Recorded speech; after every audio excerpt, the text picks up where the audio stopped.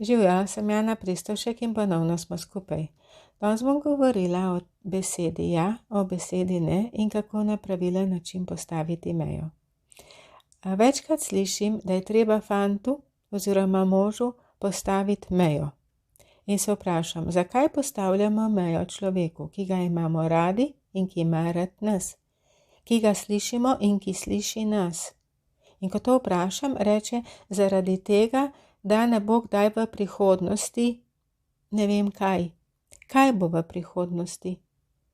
Če vi postavljamo mejo človeku, ki mu zaupamo in ki zaupa nam, kakšno mejo bomo postavili?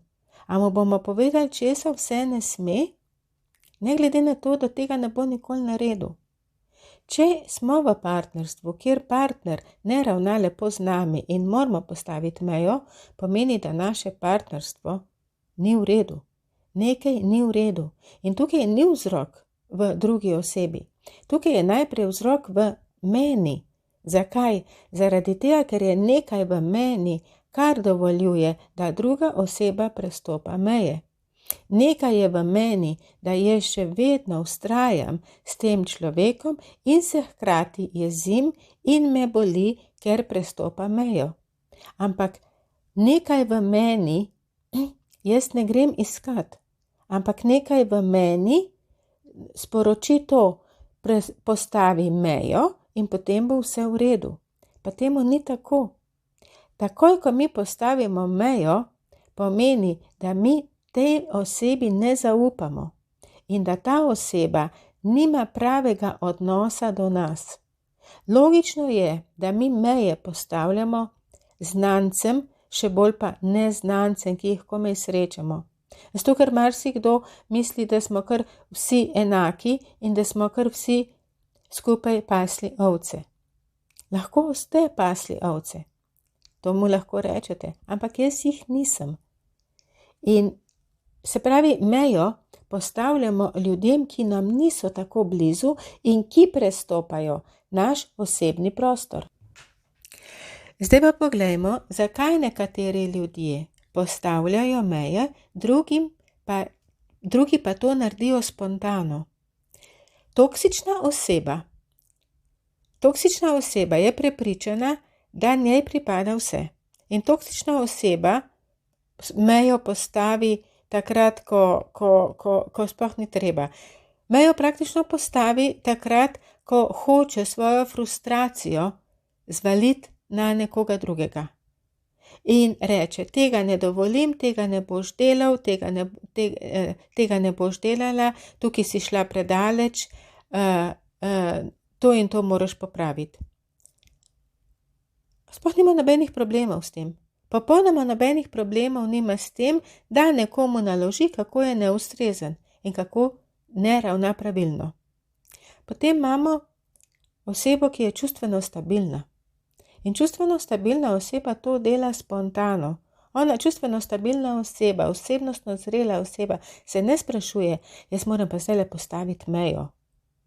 Kako bom pa jaz postavila to mejo? Moram se pripraviti, da bom postavila mejo. Ne, naredi spontano. Zakaj? Zaradi tega, ker je postavljanje meja skupek energije, ki je v nas, in ta energija ustavlja drugo osebo. Tako kot v sporočilih je 10% sporočila, pomembnosti sporočila so besede same. 35% je način, s katerim mi to povemo. Več kot 55% nekega sporočila pa je energija, ki je v tem sporočilu. In ta energija prihaja iz naše notranjosti, iz našega nezavednega, iz naših prepričanj, ali imamo prav ali nimamo. Predvsem pa prihaja iz našega občutja moči oziroma nemoči. Če se mi bojimo življenja, če se mi bojimo sveta, če mi kukamo kot miška iz moke, potem rabimo za vsako stvar, za vsak korak v svetu veliko moči in veliko priprave. In tega osebnostno zrela, čustveno zrela oseba ne rabi, zato ker ima to v sebi. Če pa tega nimamo v sebi, pa rabimo veliko priprave. In takrat je reči nekomu ne, tega ne bom naredila, oziroma tukaj si prestopil mejo in tega ne dovolim, prosim, če drugič narediš drugače, zelo težko. In ta težko pobere en kup enega časa, en kup ene energije, en kup enih misli, strahov, povzroča stisko in izgubljamo energijo. Se pravi, ni stvar v tem, da se mi naučimo, zdaj pa postavi mejo jasno, glasno in odločno. Gre za to najprej, da mi pogledamo, kaj je v nas. In ko mi poiščemo z notranjim otrokom te prestrašene osebe v nas in jih z notranjim otrokom neutraliziramo oziroma ublažimo to stisko, potem bomo mejo postavili bistveno lažje, celo več oziroma drugače. Mogoče meje sploh ne bo treba postaviti, ker se bo že naša energija spremenila. Se pravi, kdo ima problem s postavljanjem meja?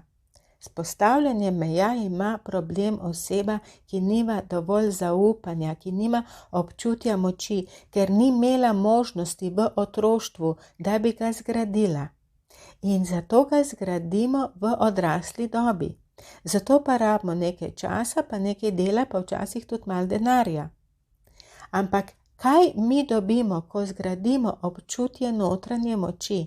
Spremeni se naša energija, mi drugače stopamo v življenje, ljudje nas drugače dojemajo.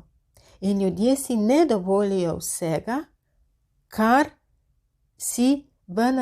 bi si v nasprotnem primeru, če občutja moči nimamo. Zato, ker čustveno ranljiva oseba, čustveno občutljiva oseba rabi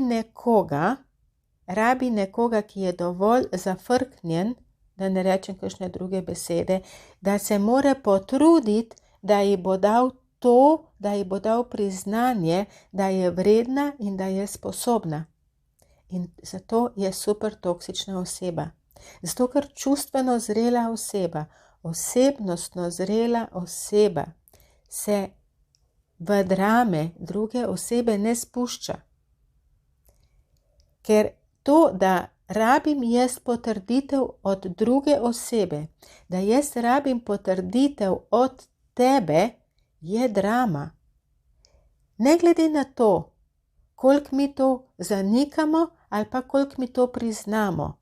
Gre za to, da jaz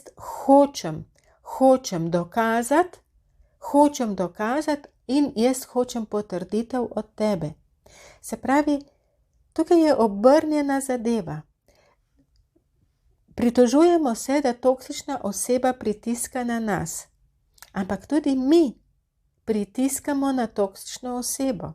In če pritiskamo na osebnostno zrelo osebo, bo rekla, jaz se tega ne grem. Ker osebnostne, čustvene zrele osebe se pogovorijo, se dogovorijo, ne pritiskajo druga na drugo. In tudi, če pride do pritiska, reče, ok, čakaj, v čem je problem? Čustva grejo h kraj.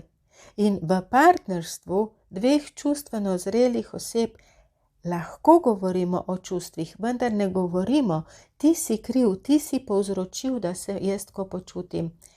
Ti nisi naredil tega in zato sem jaz zdaj žalostna, prizadeta, razočarana in ne vem kakšna vse. Ampak bom govorila, jaz sem pričakovala, ampak nisem vedela tega in tega. In to je bistvena razlika. Ampak pejmo nazaj. Kako postaviti mejo na pravi način, na pravilen način, ne tako, da rečemo, jaz tega ne dovolim in tega ne boš več delal. To je drama, to je boj. In tukaj gre samo za to, ali bo ta oseba stopila korak nazaj, ampak ko bomo prišli do druge osebe, bo ravno tako prestopila mejo. Pa mi ne moramo povedati 7 milijardam ljudi, če se ne smejo. Mi moramo to imeti v sebi. In ko to izražamo na ven, teh 7 milijard ljudi ne bo prestopalo mejo. Zdaj sem malo pretiravala, se ne srečamo 7 milijard ljudi v življenju. Ampak gre za to, kaj je v nas. A veste, kaj je v nas?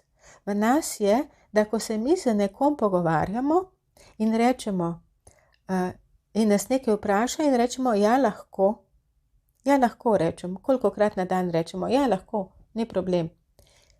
To postane že obljuba. Ampak ja lahko ni obljuba.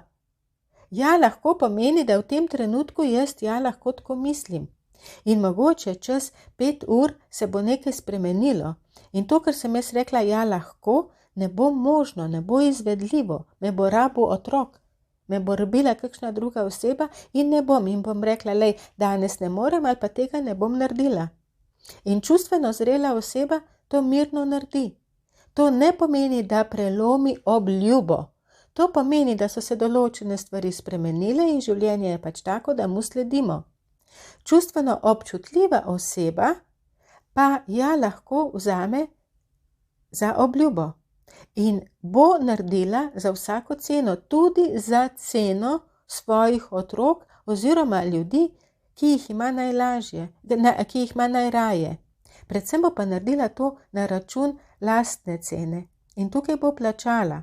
Tukaj bo plačala z energijo, slabo vestjo, s tem, da se bo počutila izkoriščano, ker bo jezna nase, ker spet ni znala reči ne in hkrati je naredila. Nima pa moči, da tega ne bi naredila.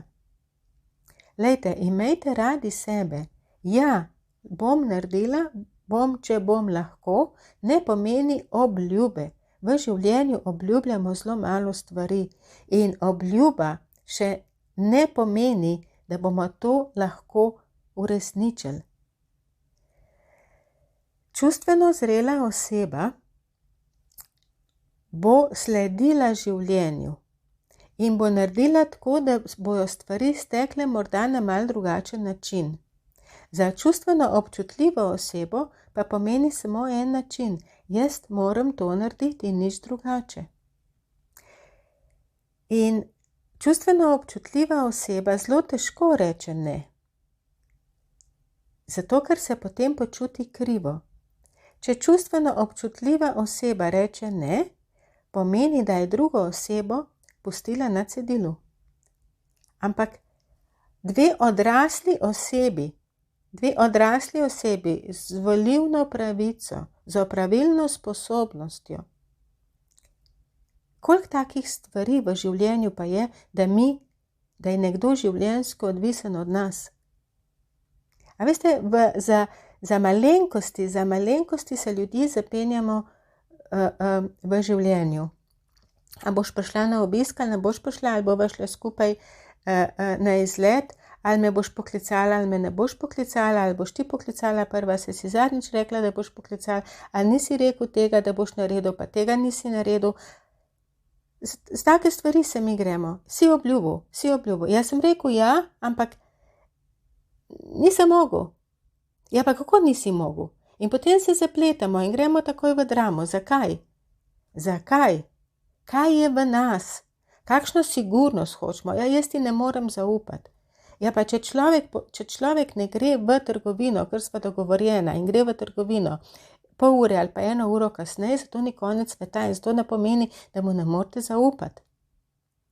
Ja, jaz tega nisem nikoli naredila. Meni se to ne more zgoditi. Ne bodite popolni.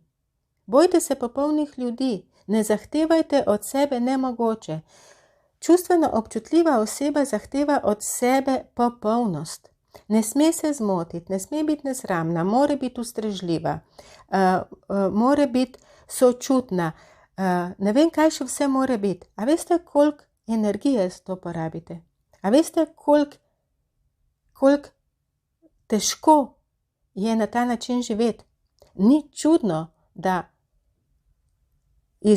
izgorelost prihaja od znotraj, zato ker od sebe toliko zahtevamo. Ne glede na to, ali gre za službene zadeve, ali gre za privat zadeve, ali gre za ustrežljivost staršem, otroku, možu, sosedu, sestrični, komorkoli. Nekaj v naši glavi, nekaj v naši notranjosti zahteva, da mi ne moramo od nekega projekta, od nečesa odstopiti.